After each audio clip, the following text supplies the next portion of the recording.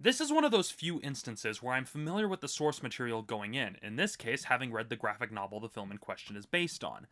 That said, for those of you who got excited about the fact that this was an R-rated animated Batman film, you may want to temper your expectations, as I would consider this film a soft R at best. Sadly, this is one of the cases where the film decided to play it too safe, despite the grim nature of the story they were telling.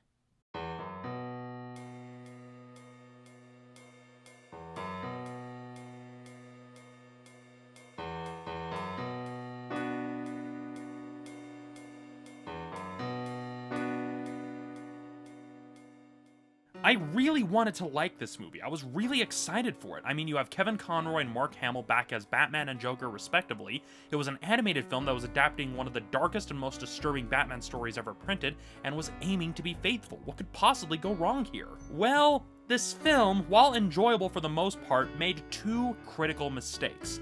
One was in terms of the visuals, and the other was in terms of story, more accurately, what they added in.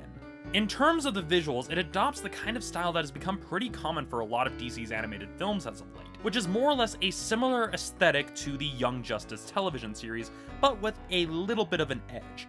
As a result, we just don't have the opportunity for the eye-popping visuals and striking images that a story like The Killing Joke calls for. Chiefly, the film was lacking in visual contrast. I mean, yeah, it's competently animated, but there aren't any images in this film that I would call particularly eye-catching, as a lot of the colors tend to blur together. There's nothing to really direct the eye, as if there wasn't really any thought put into the composition of each image. If there was such thought put in, that wasn't really communicated to the people who were doing the actual animation. On top of that, they also took some unnecessary shortcuts in terms of how to adapt certain sequences and panels. In the case of the past scenes showing the origin of the Joker, they went for a simple sepia tone but forgot to adjust the colors and contrast accordingly, leaving those sequences a blurry brown mess. They also missed the opportunity to make use of some powerful visual foreshadowing by taking this approach, as the transitions to these flashback scenes now just feel jarring, like they come out of nowhere. While there are some sequences that are passable and a few shots that actually look cool on their own, a lot of the moments that are supposed to be lifted from the comic just feel watered down, as they lack the same impact that they had in the comic because of the aforementioned lack of contrast. Not to mention that some of the more striking imagery just feels out of place compared to the rest of the film. To be perfectly frank, I feel they should have gone with a much harsher, grittier aesthetic for this story. Like, give it over to the people at Madhouse or Gonzo, or any of the studios who worked on Gotham Knights so you can get that harsher aesthetic, or, conversely, they should have tried emulating the simplistic style of Batman the Animated Series and make use of the harsh contrast like they did for Mask of the Phantasm, because this safe, post-Young Justice style just does not work for the story that is The Killing Joke.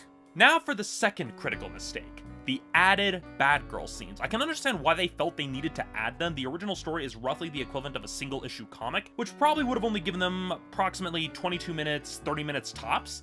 And I can also understand that they need to establish who Batgirl is in the context of this story. However, this prologue is basically half the movie, and only really accomplishes the goal of explaining why she gave up being Batgirl, something that could have been explained in a much shorter amount of time. I mean, if they wanted to make a version of The Killing Joke that focused on Batgirl, they should have made that their focus rather than tacking on a bunch of extra scenes to what is more or less a word-for-word adaptation. On top of that, it takes focus away from what The Killing Joke is about, the dichotomy between Batman and Joker and what they both represent to Gotham City. We didn't need to have Batgirl re-established for us because we already know who she is. All of the backstory that more or less pads out the film is unnecessary to the story as a whole. Not to mention that it adds a layer of drama that didn't even need to be there to begin with.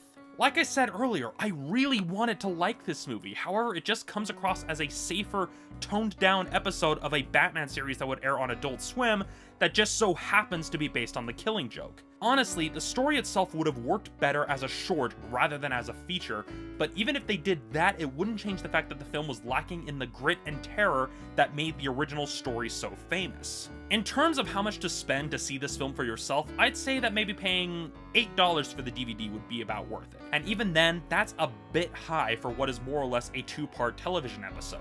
All of that said, Batman, The Killing Joke, gets a 3.5 out of 5. So that's it for this episode of Romney's Reviews. Thank you for watching. I'll see you all next time.